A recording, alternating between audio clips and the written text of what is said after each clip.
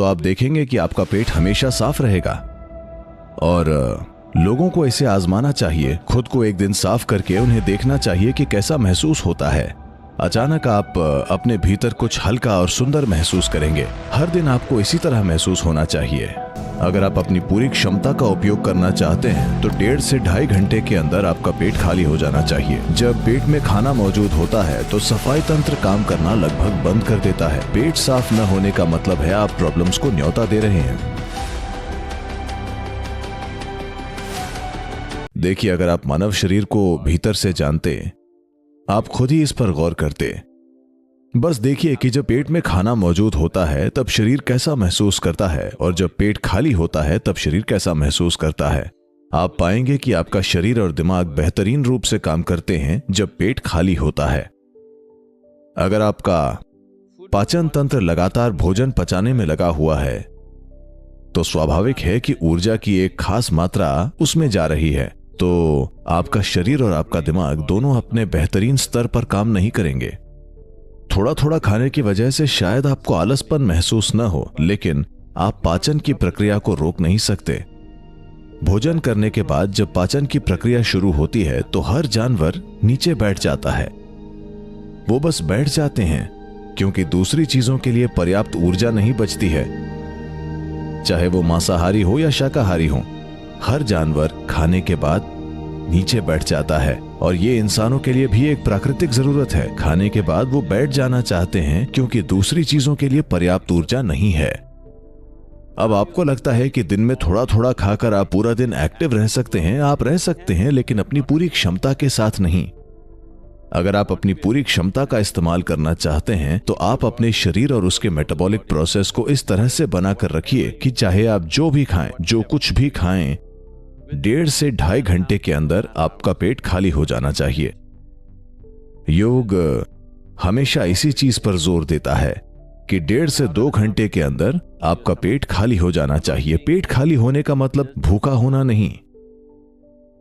जब ऊर्जा का स्तर नीचे चला जाता है केवल तभी आपको भूख लगती है, नहीं तो आपका पेट खाली ही होना चाहिए। जब पेट खाली होता है, पेट यानी पेट की थैली, भोजन आंत के दूसरे भागों में चला जाना चाहिए। आंत में प्रक्रिया बिल्कुल अलग है। वो पाचन नहीं है, वो ऊर्जा को ग्रहण करना है। उसमें ज्यादा ऊर्जा नहीं लगती, पाचन प्रक्रिया में लगती है। जब खाना पेट की थैली में मौजूद हो तो बेहतर है कि आप अपनी गतिविधि को कम कर लें। अब अगर सारा दिन आपके पेट में खाना मौजूद रहेगा तो आप अपने जीवन की पूरी क्षमता कम कर लेंगे। एक पहलू और है, जब पेट में खाना मौजूद होता है और पाचन प्रक्रिया चल रही होती है तो सफाई तंत्र काम करना लगभग बंद कर देती है। 80% तक उसका काम रुक जाता है। जब मैं सफाई तंत्र कहता हूं तो ये कोशिकाओं के स्तर पर है। शरीर का जो शुद्धिकरण हो रहा है वो लगभग 80% तक रुक जाता है, या यूं कहें कि वो सारी गंदगी जो शरीर के बाहर निकलनी थी वो अब नहीं निकलेंगी, जो कुछ समय के बाद आपके लिए तरह तरह की समस्याएं पैदा करेंगी।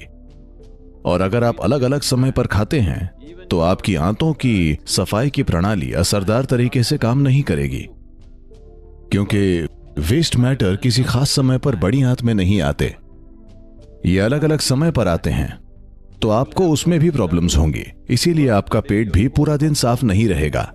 पेट साफ न होने का मतलब है आप प्रॉब्लम्स को न्योता दे रहे हैं। आपका पेट हमेशा साफ रहना चाहिए। योग में यह बहुत ही महत्वपूर्ण है।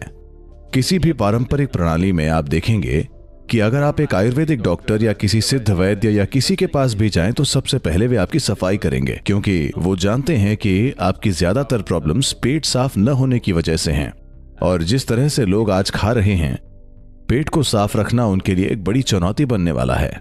मान लीजिए कि आप हमेशा की तरह एक भरपेट भोजन करते हैं, एक भरपूर भोजन, और बीच में या तो हम कुछ न खाएं या अगर हम बहुत एक्टिव हैं तो कुछ फल वगैरह खा सकते हैं, तो आप देखेंगे कि आपका पेट हमेशा साफ रहेगा। और लोगों को इसे आजमाना चाहिए, खुद को एक दिन साफ करके उन्हें देखना चाहिए कि कैसा महसूस होता है।